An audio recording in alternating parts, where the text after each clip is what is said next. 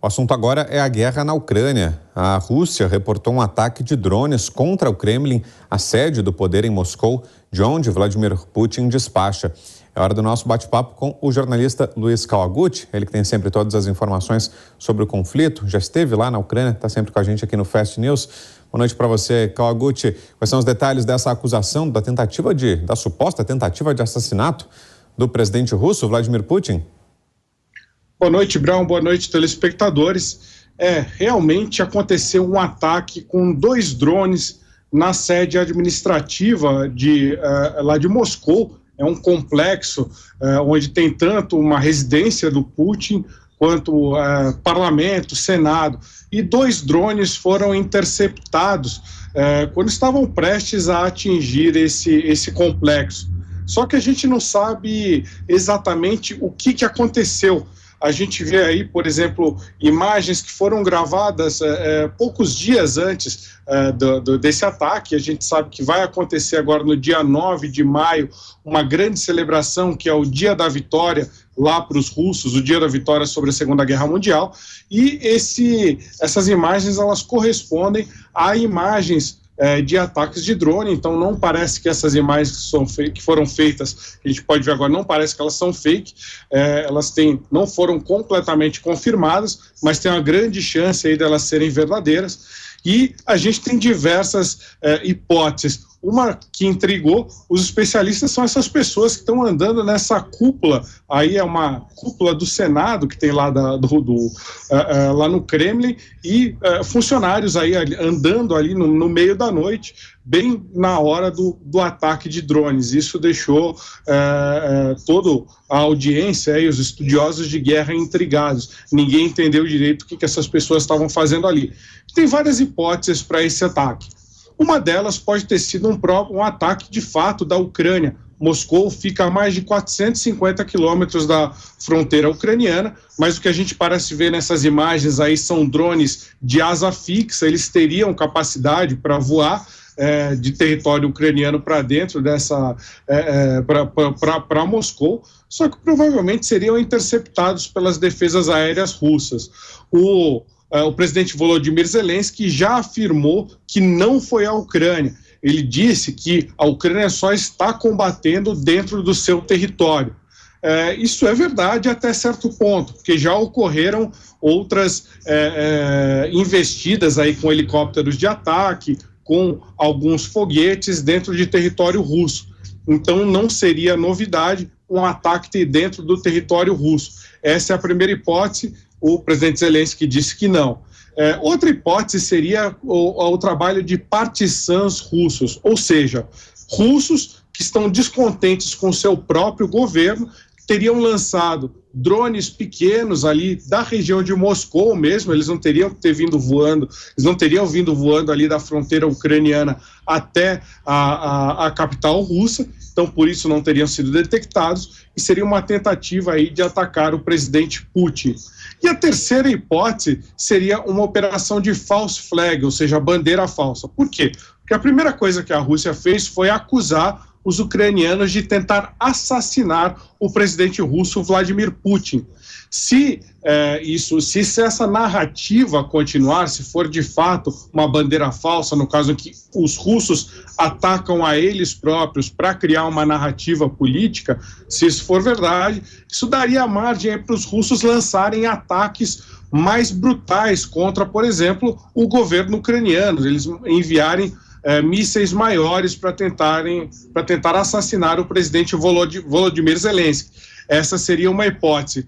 Uma hipótese que eu acho um pouco mais plausível, no caso de false flag, de bandeira falsa, seria para sustentar a própria narrativa russa.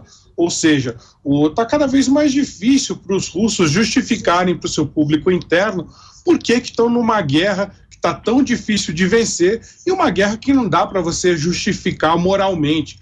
você invadiu um país vizinho pacífico. Eles fizeram uma série de explicações, como a OTAN estava chegando mais perto da gente, ou coisas mais esdrúxulas, como o governo ucraniano é nazista. Mentiras, mentiras atrás de mentiras. Então eles têm que continuar trabalhando nessa narrativa. E aí o que eles vão dizer? Olha, agora Moscou está ameaçada, estão tentando matar o presidente. Então é por isso que temos que continuar nesta guerra. Pois é, e esse ataque começou a gerar uma nova campanha ucraniana de publicidade, né, Kalgoth, que pode ter até um selo comemorativo, é isso mesmo? É isso mesmo, por incrível que pareça. Quando aconteceu lá em abril do ano passado, o afundamento de um cruzador muito importante da Rússia, ele chamava Cruzador Moskva ou Cruzador Moscou, ou seja, ele tinha, para os ucranianos, ele tinha um nome do inimigo, e ele era a nau capitânia da esquadra russa no Mar Negro. E o que esse que a gente está vendo agora seria o novo selo comemorativo. Naquela época, em abril de 2022, o Correio ucraniano fez um selo mostrando aí o navio russo que foi atingido, contando até uma história, que mostra esse soldado ucraniano aí no selo fazendo um sinal aí pouco delicado para o Kremlin. Porque na primeira propaganda, que era contra o navio Moscou, havia uma história da Smiley Island, que é a Ilha das Cobras, que esse navio Moscou teria tentado capturar, e uma pequena tropa de ucranianos mandou Moscou ir para o inferno. É isso que a gente está vendo agora. Ninguém soube durante muitos meses o que aconteceu com esses soldados, depois descobriu-se que eles tinham sido capturados. Mas isso se transformou no símbolo da resistência ucraniana contra a invasão russa. O que alguns ucranianos estão fazendo agora é emplacar essa ideia de criar um selo agora com Moscou em chamas, com o Kremlin, a sede do poder russo, em chamas. Então, a ideia é fazer com que o Correio ucraniano lance um novo selo, que virou aí uma edição de colecionador raríssimo, e que agora eles façam essa propaganda com o Kremlin em chamas, ou seja, falar que todo esse projeto de guerra da Rússia está fadado ao fracasso. Já havia, desde abril do ano passado, diversas comparações do navio Moscou com a sede do Kremlin. Como agora o próprio Kremlin foi atacado, e eles vão usar isso com certeza em uma nova peça de propaganda, mas o porém aí é que o Zelensky está negando. Então, por que o Zelensky está negando? Primeiramente, porque se ele confirmasse esse ataque a Moscou, isso daria margem moral ou margem diplomática para a Rússia intensificar os seus ataques contra a Ucrânia. E não é isso que o Zelensky quer. Então, provavelmente, isso vai continuar aí como uma coisa nebulosa, como uma coisa um pouco não definida no imaginário ucraniano e russo, e com certeza vai ser usado como peça de propaganda. E surgiu mais uma polêmica sobre o ataque ao gasoduto russo-alemão Nord Stream. Agora a suspeita recai sobre os próprios russos, é isso, Kalgoth? Isso, novamente, Brown. O que é esse gasoduto? É um gasoduto subaquático, ele fica a cerca de 80 a 100 metros de profundidade ali no Mar do Norte. Ele liga a Rússia diretamente à Alemanha e tem uma grande capacidade de enviar gás natural. Ele tinha uma grande capacidade de mandar da Rússia para a Alemanha.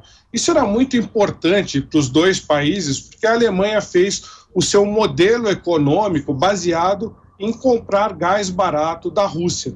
Mas quando a Rússia invadiu a Ucrânia, esse fornecimento de gás cessou. Primeiro, pelas próprias sanções que a União Europeia e os Estados Unidos fizeram contra os produtos de exportação da Rússia, e depois que a própria Rússia resolveu parar de exportar gás para a Europa, numa tentativa aí de que uma alta do preço dos produtos energéticos resultasse aí na queda de diversos governos europeus. Dois deles caíram de fato, o da Itália e o da Grã-Bretanha, mas isso não diminuiu o esforço de guerra. Então, em setembro do ano passado, uma seção de mais ou menos 8 metros, tanto do Nord Stream 1 como do 2, que eram duas linhas, elas foram destruídas por explosivos. E ninguém assumiu a autoria desse ataque. Primeiro culpou-se a Rússia, porque a Rússia teria navios circulando ali na região. Depois culpou-se os Estados Unidos, por causa de uma fala do presidente Biden, que disse ao lado do chanceler alemão Scholz, disse assim, olha, se a Rússia invadir a Ucrânia, não vai haver mais Nord Stream. Isso foi resgatado, era um discurso pré-guerra, pré-invasão, e foi usado depois para culpar os Estados Unidos. Depois surgiu a versão que seriam forças especiais ucranianas que teriam ido no navio civil, jogado uma carga de profundidade e destruído esse Nord Stream para impedir que no futuro a Rússia voltasse a negociar com a Alemanha. Mas a última versão é que seriam novos navios russos, teriam sido identificados na região e a culpa volta agora a pesar para o lado de Moscou. Ok, Luiz Kawaguchi, valeu, obrigado Kawaguchi mais uma vez pela presença, pelas informações todas, uma boa noite para você, até a próxima.